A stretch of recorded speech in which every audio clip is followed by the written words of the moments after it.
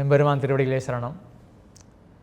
இந்த யூடியூப் சேனலில் கோர்சஸ் நடத்தப்படும் அப்படின்னு சொல்லியிருந்தேன் இல்லையா? இந்த கோர்ஸ் 3ஆக பிரிக்கப்படும். அடிப்படை பேசிக், அதே போல் ஆழமாக போகிற கோர்ஸு அட்வான்ஸ்ட் அப்படின்னும், ரொம்பவே ஆழமாக மிகவும் ஆழமாக போகக்கூடிய டீப் லேர்னிங் அப்படின்னு ஒரு பகுதி, ஒரு செக்ஷன். ஆக பேசிக், அட்வான்ஸ்ட், டீப் லேர்னிங், அடிப்படை, ஆழமான கல்வி, மிகவும் ஆழமான அப்படின்னு 3 வகையாக இந்த கோர்ஸ் ஆனது வகுக்கப்பட்டிருக்கு. இதில் இந்த அடிப்படை சனாதனம் அப்படின்ற சில மணி நேரங்கள்லே நாம் என்ன புரிஞ்சுப்போம் அப்படின்னா, இந்த சனாதன தர்மம், வேதம், இத்திஹாசம், புராணங்கள் அதை பேஸ் பண்ணி இருக்குது அப்படின்னு பார்த்தோம் இல்லையா? வேதம்னா என்ன, இத்திஹாசம்னா என்ன, புராணம்னா என்ன அப்படின்றத பற்றியும், ஆனால் வெறும் இந்த கதைகள் மட்டும் கிடையாது சனாதனம் அப்படின்னு, இதுக்கு பின்னிலையில் இதை ஒரு ஆராய்ச்சி செய்யக்கூடிய ஒரு பெரிய சயின்ஸே இருக்குதுல்ல அப்படின்றத பற்றியும், அதற்கு மேலே மிகவும் முக்கியமாக இந்த ஜாதியை பற்றின எல்லா மிஸ்கன்செப்ஷன், எல்லா குழப்பங்கள், கேஸ்ட் சிஸ்டத்தை பற்றின எல்லா குழப்பங்களுக்கும் எல்லா விதமான தீர்வு இந்த அடிப்படை சனாதனத்திலே நாம் கண்டுகொள்வோம். ஆக இது அந்த பேசிக் அப்படின்ற அந்த பகுதியில் இருக்கக்கூடிய விஷயங்கள்.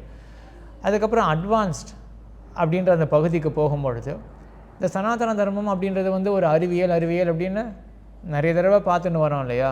உண்மையாகவே என்ன அங்கே இருக்குது அப்படின்றத பற்றி அந்த அட்வான்ஸ்ட் அப்படின்றதில் ஆராய்வோம். தர்க்கம் அப்படின்னு ஒரு சாஸ்திரம் இருக்குது. அது ஒரு சயின்ஸ் ஆஃப் லாஜிக்கல் அண்டர்ஸ்டாண்டிங், இல்லாட்டி science of human thought process analysis அப்படின்னு ஒரு பேர் சொல்லலாம் இந்த தர்க்கம் அப்படின்ற ஒரு அறிவியலுக்கு. இந்த தர்க்கம் அப்படின்றது சனாதன தர்மத்தில் இருக்கக்கூடிய ஒரு அங்கம். ஆக இந்த தர்க்கம் என்ன பண்ணுறது அப்படின்னா, இப்போது நாம் மலைக்கு மேலே புகையை பார்க்குறோம். எல்லாருக்குமே என்ன தோணும் அப்படின்னா, அந்த மலைக்குள்ளே நெருப்பு இருக்குது அப்படின்றது தோணும். இது உலக இயல்பு தான், எல்லாருக்குமே தோணும் நெருப்பு இருக்குது அப்படின்னு. ஆனால் ஒரு குழந்தை அந்த மலையை பார்க்குறது, மலை மேலே புகை இருக்குது அப்படின்றத அந்த குழந்தை கூட பார்க்கும். ஆனால் அந்த குழந்தைக்கு தோணாது உள்ள நெருப்பு இருக்குது அப்படின்னு. அப்போ அந்த குழந்தையுடைய தாட் ப்ராசஸ் என்னது, அதை காட்டிலும் அதிகமாக அப்போ நம்ம ஏதோ நினைக்கிறதுனால தான் அங்கே உள்ள நெருப்பு இருக்குது அப்படின்றத ஊகம் பண்ணுறோம், இன்ஃபர் பண்ணுறோம் இல்லையா? அது என்ன தாட் ப்ராசஸ் அப்படின்றத பற்றி நீங்கள் யாராவது நினச்சிருப்பீங்களா? அந்த இன்ஃபரன்ஸ் தாட் ப்ராசஸ் என்ன அப்படின்றதுக்கே பெருசாக புத்தகம் எழுதி வச்சுருக்காங்க. அதை பற்றி பார்க்குறது தர்க்கம் அப்படின்ற ஒரு சாஸ்திரம். இது ஒரு பெரிய சயின்ஸாக தோணும் இல்லையா? அதே போல் இப்போ நான் பேசுகிறேன், நான் ஏன் பேசுகிறேன், கேட்குறவங்களுக்கு புரியும் அப்படின்றதுனால தான் நான் பேசுகிறேன் இல்லையா? நான் பேசினா அடுத்தவங்களுக்கு புரியும் அப்படின்றத முதலாக நான் இப்போ தெரிஞ்சுட்டேன். இது என்ன ஒரு ஆழமான கேள்வி தெரியுமா? நீங்கள் யாராவது யோசிச்சு பார்த்துருப்பீங்களா? எல்லாருமே பேசிகிட்டே இருக்கோம், அடுத்தவங்களுக்கு புரியும் அப்படின்ற ஒரு எதிர்பார்ப்பில். இப்போ நெருப்பை தொட்டால் சுடும் அப்படின்னு ஒரு கால் தொட்டு பார்த்துட்டு தெரிஞ்சுட்டு இருக்கோம், நெருப்பை தொட்டால் சுடும், ஆகினாலும் அது பக்கத்தில் போக வேண்டாம் அப்படின்னா. அப்படி இல்லைனா குளிர்காலத்தில் எனக்கு வெப்பம் வேணும் அப்படின்னா நம்ம நெருப்பை மூட்டுறோம். ஏன்? பக்கத்தில் இருந்தால் வெப்பம் கிடைக்கும் அப்படின்னு. ஆக எப்படி தெரிஞ்சுட்டோம் வெப்பம் கிடைக்கும் அப்படின்னு? ஒரு கால் இந்த பிறவியில் தொட்டு பார்த்துருக்கோம், ஆகினால நமக்கே தெரிஞ்சிருக்கு தொட்டால் சுடும் அப்படின்னு.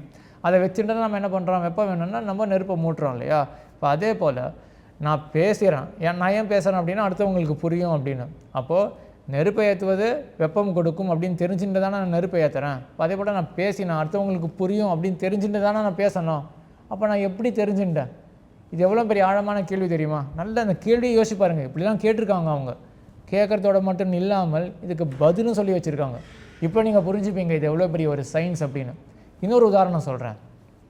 சமையல் அறை இருக்குது. சமையல் அறையில் 10 பாத்திரம் கிடக்கு.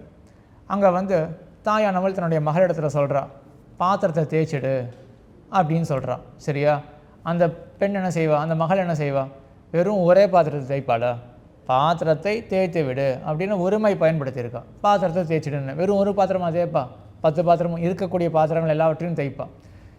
துணி துவைக்கிற இடம் இருக்குது அப்படின்னு வச்சுப்போமே. அங்கே அந்த தாய் சொல்கிறா, துணி துவைச்சிடு அப்படின்னு சொல்கிறா. எத்தனை துணிகளை துவைப்பா? அங்கே இருக்கக்கூடிய எல்லா துணிகளை தானே துவைப்பா? ஆக அங்கே ஒருமை இருந்தாலுமே கூட அதை கணிசிக்கிறது கிடையாது. ஆனால் இன்னொரு உதாரணம் எடுத்துக்கோங்க. கோயிலில் ஒரு அர்ச்சகர் இருக்கார். அவர் சொல்கிறார், தேங்காவை உடைச்சிடுங்கோ, சாமி புறப்படாக பொறுத்து தேங்காவை உடைச்சிடுங்க அப்படின்னு சொல்கிறார். அங்கே தேங்காவை அப்படின்னு ஒருமை பயன்படுத்தியிருக்கார். நம்ம என்ன பண்ணுவோம், ஒரு தேங்காய் தான் நம்ம உடைப்போம். ஏன், அங்கே இருக்கக்கூடிய ஒருமைக்கு நாம் ஒரு சிக்னிஃபிகன்ஸ், ஒரு கணிப்பு நம்ம கொடுக்குறோம், அதுக்கு அதை நம்ம மகத்துவம் கொடுக்குறோம் அந்த ஒருமைக்கு. ஆனால் சமையல் அறையில் பாத்திரத்தை தேய்ச்சிடு அப்படின்னா அங்கே அது ஒருமைக்கு அங்கே நம்ம மதிப்பு கொடுக்கல, அதை பற்றி நம்ம கணிசிக்கலை. ஏன், என்ன இந்த வேறுபாடு? இது ஒரு டெக்ஸ்ட் அனாலிசிஸ், இதை பண்ணக்கூடிய ஒரு சாஸ்திரமே இருக்குது. ஆக அதுக்காக மீமாம்சா அப்படின்னு சொல்லுவார்கள் அந்த சாஸ்திரத்தை. இது எல்லாமே சனாதன தர்மத்தில் அடங்கியிருக்கு. இப்போ யோசிச்சு பாருங்கள், வெறும் கதை மட்டும் கிடையாது சனாதன தர்மம், இவ்வளவு சயின்ஸும் அங்கே பொதிந்து இருக்குது அப்படின்றத நம்ம வந்து அந்த அட்வான்ஸ்ட் அப்படின்ற கோர்ஸில் பார்ப்போம். ஆக இந்த அட்வான்ஸ்ட் அப்படின்ற இந்த பகுதியிலேயே கூடவே சேர்த்து பேசிக்லையும் கொஞ்சம் இதை டச் பண்ணுவோம். என்ன ஒரு டாப்பிக்கை டச் பண்ணுவோம் அப்படின்னா, இந்த கடவுளை அடையிறது அப்படின்றது முக்கியம் சனாதன தர்மத்தில். மோட்சம் முக்தி பெறுவது, கடவுளை அடைவது அப்படின்னு, அதுக்கு மனதை கட்டுப்படுத்தணுமே அப்படின்ற அந்த டாப்பிக்லாம் கொஞ்சம் பேசிக்கில் டச் பண்ணிவிடுவோம். டச் பண்ணிவிட்டு இந்த அட்வான்ஸ்டில் அந்த டாப்பிக்கில் நல்லா ஆழமாகவே இறங்குவோம். ஸோ சயின்ஸையும் பார்ப்போம், நம்ம மனசு நல்லா பக்குவம் அடையும், இவ்வளோ சிந்திக்கணும் அப்படின்ற பக்குவம் அடையும். அதே போல் கடவுள் நோக்கி பயணிக்கக்கூடிய அந்த பாதையிலையும் நம்ம ஆழமாக செல்வோம் இந்த அட்வான்ஸ்டில். அதற்கு பிறகு இந்த டீப் லேர்னிங் அப்படின்னு ஒன்று இருக்குது, அதுக்கு முடிவே கிடையாது. ஏன்னா இந்த சாஸ்திரத்திற்கு வந்து அவ்வளோ ரிசர்ச் பண்ணி வச்சுருக்காங்க, வருஷக்கணக்காக நம்ம படிக்கலாம், அது வந்து சொல்லி முடிக்க முடியாது. அதனால் அதை பற்றி இப்போ டிஸ்கிரிப்ஷன் எதுவும் தேவை கிடையாது. ஆக இந்த மாதிரி இந்த 3 பிரிவாக இந்த கோர்ஸ் ஆனது பிரிக்கப்படும். நீங்கள் 2-3 வீடியோ பார்த்தாலே உங்களுக்கே தெரியும் இவ்வளோ ஆழமாக இருக்கா சனாதன தர்மம் அப்படின்னு. கண்டிப்பாக அனைவரும் இதில் பயன் பெற்று எல்லாருக்கும் பகிர்ந்து கொள்ளவும் வேண்டும் என்று வேண்டிக் கொண்டு அமைகிறேன். எம்பெருமான் திருவடிகளே சரணம்.